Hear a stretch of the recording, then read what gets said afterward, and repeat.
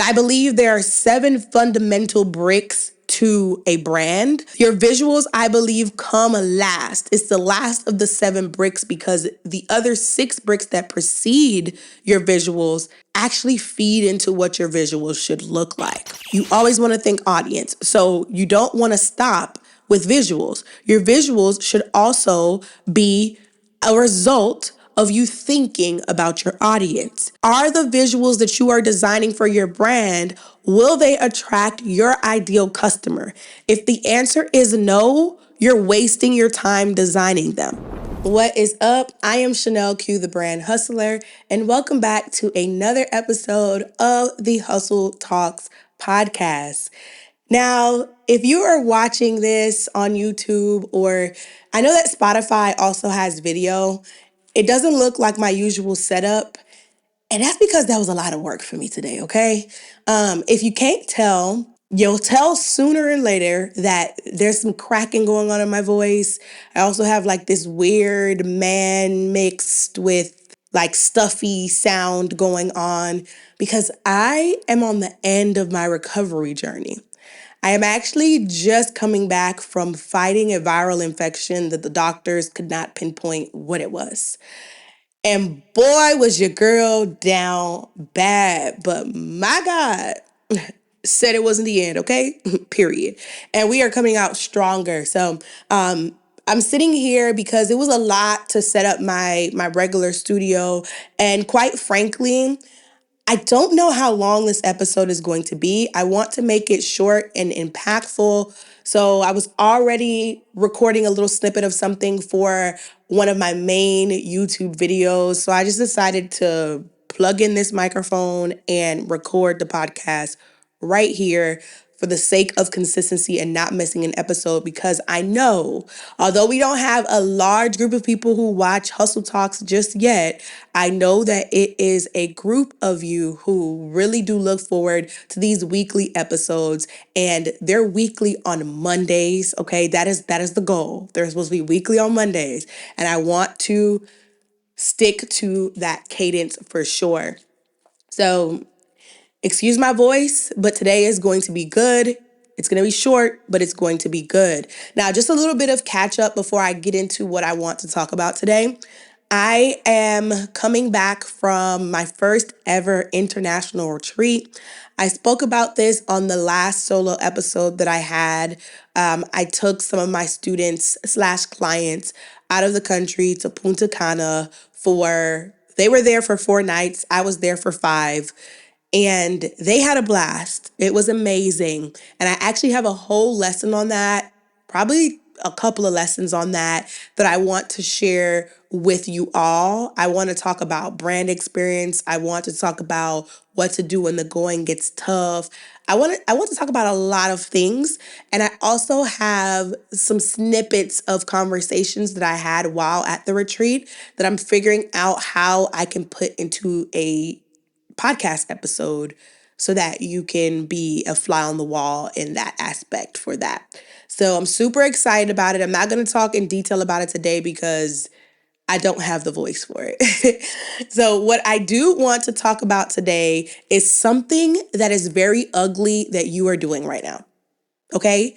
So take a look at yourself in the mirror and ask yourself, why am I being so ugly?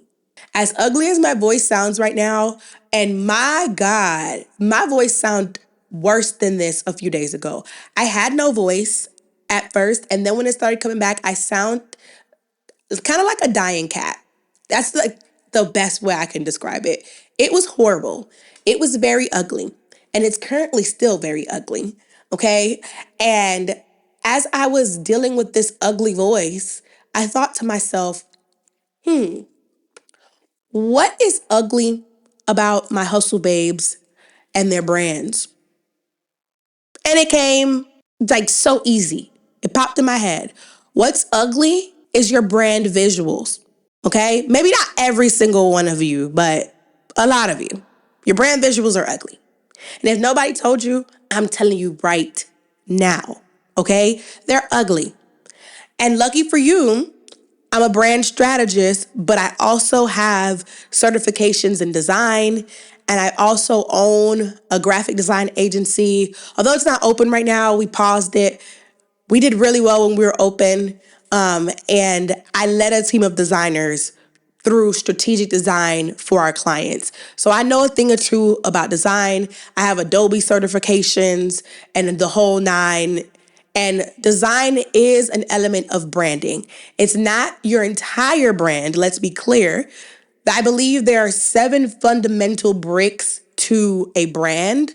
And I am going to break down each of these 7 fundamental bricks within my new membership group, my new membership community, I should say, Bomb CEO. We're going to have a lesson on that. So definitely make sure that you join Bomb CEO. We open up the doors to Bomb CEO on Friday, June 14th. So if you are watching this episode and it's before Friday, open up the link in the episode's description and the episode's show notes and join the wait list, because everybody who joins the wait list gets first dibs, and we are giving away some luxurious gifts.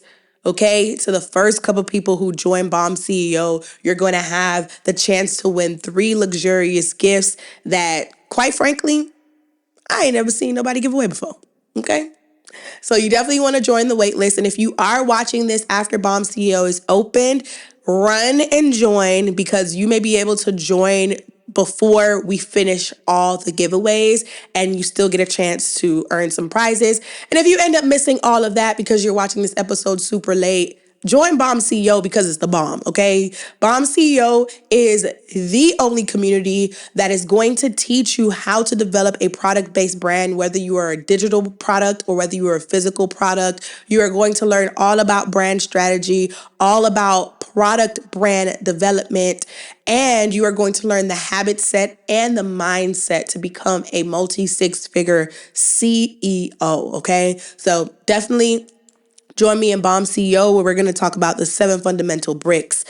And one of the 7 is visuals, okay? I find that some people think that brand is just the visual, and it ain't. Honestly, your visuals, I believe, come last. It's the last of the 7 bricks, because the other 6 bricks that precede your visuals actually feed into what your visuals should look like. But what I want to do today is I want to focus on 3 nuggets, 3 gems rather, that you need to think of. You need to keep these top of mind whenever you are creating any visual for your brand. Visuals can be something that is a part of your brand collateral, such as your logo or a certain pattern or your color palette or a symbol, a submark. It can also be something like maybe a quick flyer that you're designing, or a banner, or a website, or a social media graphic. Anything that's visual that you're designing for your brand counts when I say brand visuals, okay? So some of you got a professional to design your logo, but everything else still looks a hot mess. And some of you didn't get the professional to design your logo, so the logo also looks a hot mess. It's ugly. Okay? It's ugly. And I want to help you make pretty brand visuals by keeping these 3 thoughts top of mind. So grab your notebook or an iPad and take notes, because I'm going to break down the 3. And I have my phone here to not forget the 3 and not to ramble on, because I need to give my voice some rest today. But I need you to get pretty while my voice is resting up and getting back pretty. Deal? If it's a deal, comment below rating your brand visuals right now from 1 to 10. Remember, we're not just talking about logos, we're talking about everything. Every brand visual that you create right now, rate it 1 to 10. If you had to give it a rating, 10 being amazing, it's beautiful, and 1 being is completely trash, give it a rating in the comments. Let me know. You can also vote on the poll if you're listening to this on Spotify, okay? And let me know where you're at. But we are about to be working towards some solid 10s, okay? And I want you to keep me updated on your progress. The very first thought that I want you to keep top of mind whenever you are designing any visuals for your brand is your audience. Think audience. Believe it or not, audience comes first for everything for your brand. Always. You should always be thinking about how your audience will interpret something, how they will interact with something, how they will understand something, how they will remember something, how they will talk about something, how they will, honestly, just everything. Like thinking about your audience and how they'll experience everything for your brand. You always want to think audience. So you don't want to stop with visuals. Your visuals should also be a result of you thinking about your audience. That means that you should be creating designs that are attractive for your audience. Big emphasis on your audience. Not necessarily attractive for you, attractive for your audience. Are the visuals that you are designing for your brand, will they attract your ideal customer? If the answer is no, you're wasting your time designing them. You're designing things just for them to be pretty. You're designing things to do maybe quick, sloppy work, and you're not thinking about your audience. Your audience values consistent and attractive visuals. And what's attractive for one audience group is not going to be attractive for the next. Basic example of this is, let's say you had maybe an all natural hair care brand, and your audience are people who are vegan, they like organic things, they're very into nature. They're going to want to know things about the plants and the extracts that are in your products, so on and so forth. So when it comes to the visuals, you need to make sure that your visuals are using greenery, they're using leaves, you're visually showing ingredients. So instead of just saying water's included, showing a water droplet. Instead of just saying aloe's included, having a visual that's super, like maybe an aloe leaf being cut open or the aloes falling from the aloe leaf. Having a visual like that and designing it that way, or even taking pictures and videos that show these visuals in that light to attract that particular audience. Versus, let's stick with hair care again and say that it's not all natural and maybe it's just high end and it uses a lot of chemicals to get you quote unquote faster results. And your audience are, people who have a little bit more money, and maybe they really do care about getting a luxury type of experience and a luxury type of vibe, so on and so forth. They're the corporate woman, so on and so forth. Your visuals should be sleek, clean cut, with a touch of like pizzazz to hint at the luxurious factor. And this can be by using metallics, a metallic silver, metallic gold, a metallic copper, so on and so forth. You see what I'm saying? So think audience first. The same type of product, two different audiences, two different type of visuals because of the audience. The second thing that you want to think of and keep top of mind when it comes to your brand visuals is you want to think longevity. Too many times do I find that entrepreneurs make the mistake of designing just for right now. This is especially important when you're designing things like your logo or you're designing things that are part of your foundational brand identity. You want to think longevity in terms of how versatile is your logo? How versatile are these colors? How can I see this logo in the future? Can it be a storefront sign? Can it be on the label of a product at Target? Can it be on a commercial at Essence Fest? Can you think and see your visuals in that space? That is what I mean when I say think longevity. Your visuals, especially your brand foundational visuals, need to be versatile and they need to be visuals that are designed to last because we are building long lasting brands. I don't know about you, but I am. And if you're not, I don't know why you're here. But if you are serious about building a long-lasting brand, you need to take your visuals serious and think longevity. So that means when you are designing crucial components to your brand, invest a little bit if you need to. Whether that means invest a little bit more time or invest a little bit more money to get it done right.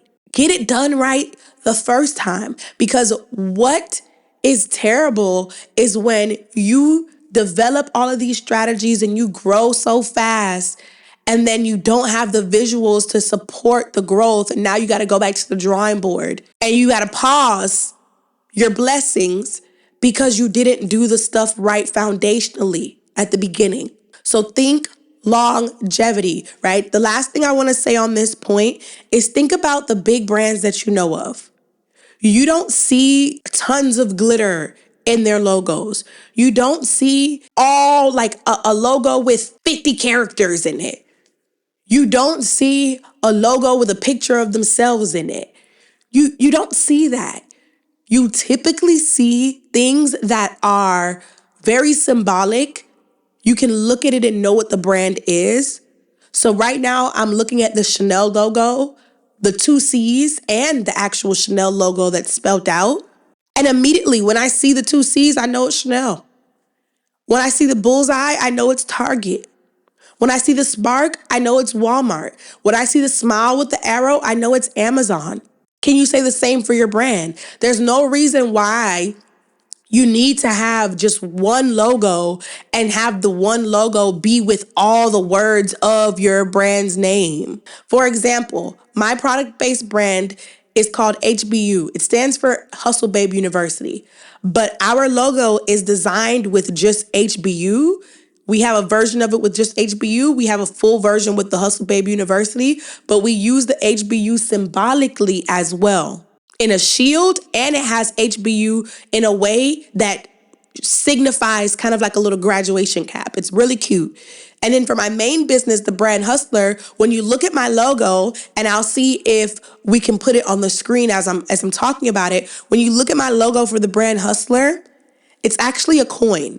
Not only is it a coin, but when you look in the middle, you see a B at first glance. But when you look deeper, you also see an S. It says SB.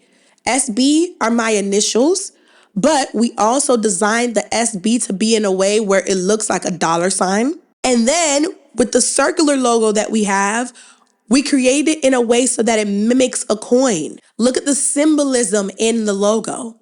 So now you have the SB that looks like a dollar sign, but it also stands for my name. And then you have the coin that represents money. And I have submarks, and I'll put them all on the screen if I can. I have submarks as well that stand on their own as symbols. We thought longevity, okay? We thought versatility. And the third and last thing that I want you to keep top of mind when it comes to your brand visuals is I want you to think package. What I just mentioned was a submark, right? People tend to forget that your logo should be designed in a set of three. You should have a primary logo, a secondary logo, and a submark. It's a package. People also tend to forget that your color palette should be exactly that, a palette. It is an array of colors, not just one, not just two. A palette, in my opinion, is typically 5 colors. You have your pop colors, you have your neutrals, and you have your standards. That's what makes up a palette. That's what makes up a well-balanced palette. Think about the entire package. Think about the group of things. What does it look like together? Also, what experience does it create once you put it together? Is it harmonious or is it chaotic? Your brand shouldn't be chaotic. It needs to make sense altogether. That's what helps you create a healthy brand experience. That's what helps you create a successful brand strategy. That's what helps you become a well-known brand in your space. And that's what helps with brand recognition and brand recall, which is when people remember your brand weeks from now, months from now, years from now. Will your brand be remembered?